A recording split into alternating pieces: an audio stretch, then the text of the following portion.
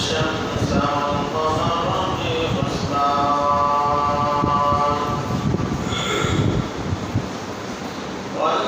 والنجم والشجر يسجدان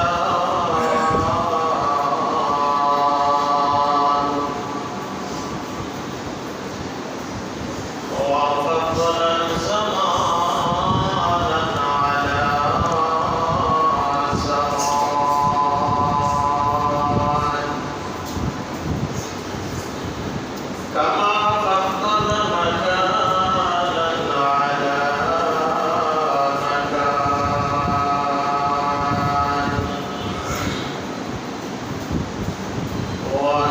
وإنسانا على إنسان ونشهد أن لا إله إلا الله وحده لا شريك له لا ضد له ولا ند له ولا مثل له ونشهد أن سيدنا وسندنا وحبيبنا وحبيب ربنا وطبيبنا وطبيب قلوبنا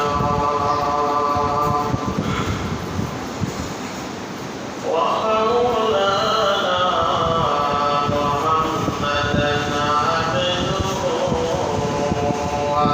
ورسوله أرسله بالحق بشيرا ونذيرا وداعيا إلى الله بإذنه وسراجا منيرا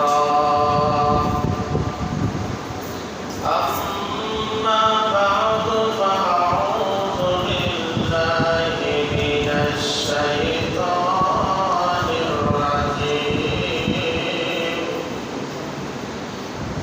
بسم الله الرحمن الرحيم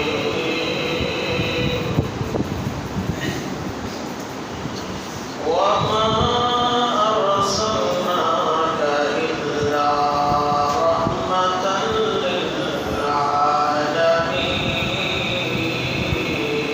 للعالمين قال النبي صلى الله عليه وسلم بعثت أتمم مكارم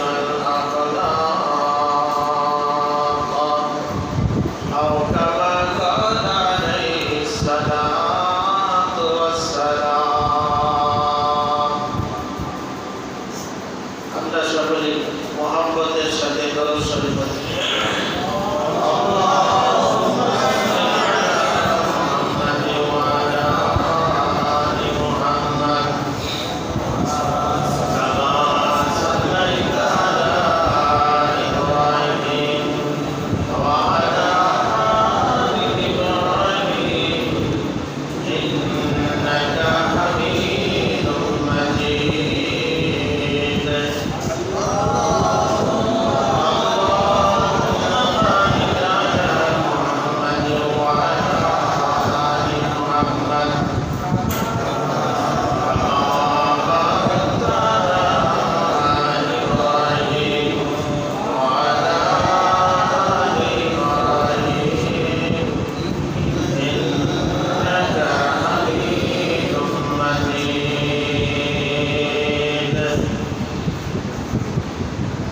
আলহামদুলিল্লাহ উপস্থিত প্রিয় মুসলিম کرام যে মহান রব্বুল আলামিন আমাদের সকলকে জুমার দিনে শ্রেষ্ঠ দিনে আল্লাহর ঘরে মসজিদে আনলেন দুনিয়ার সমস্ত কাজ থেকে ফারাক করে মসজিদে এসে কিছু নামাজ আদায় করার পর কোরআন ও হাদিসের আলোকে কিছু আলোচনা করব মহান রব্বুল আলামিন আমাদের সকলকে তৌফিক দান করেছেন। ওই আল্লাহর দরবারে আমরা সকলেই অন্তরের অন্তঃস্থল থেকে শুকরিয়া জ্ঞাপন করি, আলহামদুলিল্লাহ। আরো শুকরিয়া আদায় করি আমাদের আখিরি জামানার শ্রেষ্ঠ নবী, শ্রেষ্ঠ উম্মত হিসাবে দুনিয়ায় আগমন করেছি।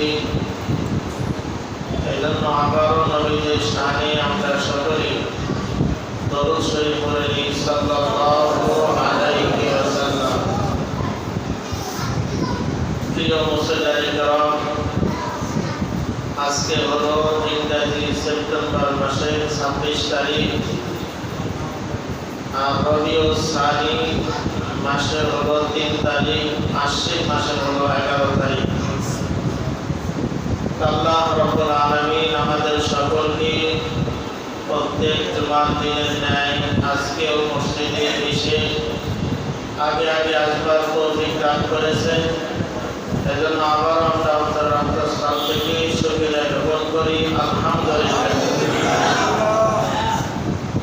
প্রিয় মুসলিম کرام, আমি আপনাদের সামনে মহাগ্রন্থ আল কোরআনের যে আয়াতে কারিমা তেলাওয়াত করেছি, নবীজির অসংখ্য অগণিত হাদিস থেকে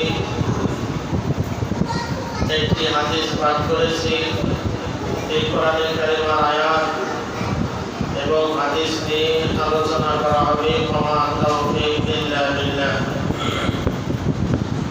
আজকে আমাদের আলোচনার বিষয় হলো আমাদের বিশ্ব নবী মুহাম্মদ রাসূলুল্লাহ সাল্লাল্লাহু আলাইহি ওয়াসাল্লাম আমাদেরকে কেমন ভালোবাসতেন, কেমন দয়া করতেন, উম্মতের প্রতি নবীজির ভালোবাসা কি, সেই বিষয়ে আমি কিছু বলার ইচ্ছা পোষণ করেছি। ওমা তাওফীক ইল্লা বিল্লাহ।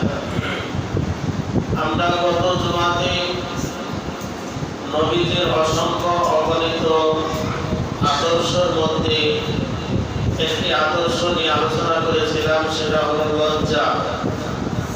আর আজকে নবীজির অসংখ্য অগণিত আদর্শের মধ্যে অন্যতম একটি আদর্শ হলো দয়া বা মানুষের প্রতি ভালোবাসা, মানুষের কল্যাণকামিতা করা। এটা নবী করিম সাল্লাল্লাহু আলাইহি ওয়াসাল্লামের মধ্যে বিদ্যমান ছিল। এই জন্য আমাদের নবীকে নবী ও রহমত বলা হয়। আমাদের নবীকে নবী ও রহমত বলা হয়। দয়া নবী, রহমতের নবী, মুহিবুল ফুকারা ওয়াল মাসাকিন বলা হয়। গরীব মিসকিনদের যিনি ভালোবেসেছেন, মহব্বত করেছেন, তিনি হলেন বিশ্বনবী মুহাম্মদ রাসূলুল্লাহ সাল্লাল্লাহু আলাইহি ওয়াসাল্লাম। কেননা আল্লাহ রাব্বুল আলামিন কোরআনে কারিমের মধ্যে বলেন, ওমা আরসালনাকা ইল্লা রাহমাতাল লিল আলামিন, যে বিশ্ব নবীকে এই বিশ্ব জগতের জন্য রহমত স্বরূপ হিসাবে প্রেরণ করেছেন। এই জন্য নবী আমাদের সকলের জন্য রহমত। নবীজি পিতার জন্য রহমত, নবীজি মাতার জন্য রহমত, নবীজি শ্রমিকের জন্য রহমত, নবীজি ব্যবসায়ীদের জন্য রহমত, নবীজি শিক্ষকদের জন্য রহমত, নবীজি নেতা হওয়ার ক্ষেত্রেও রহমত। এই জন্য আল্লাহ রাব্বুল আলামিন বলেন, আমি নবীজিকে রহমত স্বরূপ হিসাবে প্রেরণ করেছি।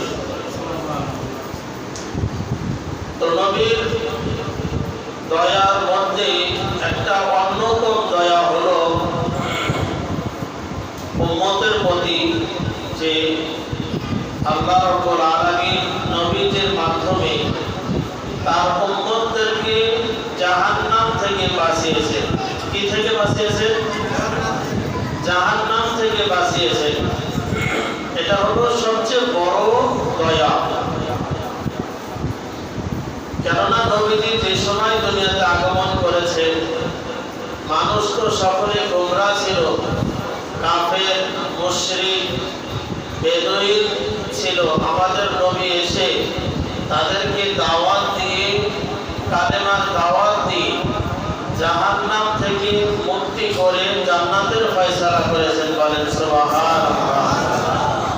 এজন্য নবীজির দয়ার মধ্যে অন্যতম একটি দয়া হলো তার উম্মতদেরকে জাহান্নাম থেকে বাঁচিয়েছে। তাই তো হাদিসের মধ্যে বলেন, আনা আকিসুন বিহুজাজিকুম আনিন নার। নবীজি বলেন, আমি আমার উম্মতদেরকে কোমর ধরে ধরে জাহান্নাম থেকে বাঁচাইছি। বলেন সুবহানাল্লাহ। অন্য একটা আয়াতের মধ্যে আল্লাহ রাব্বুল আলামিন বলেছেন যে নবীজি তোমাদেরকে জাহান্নামে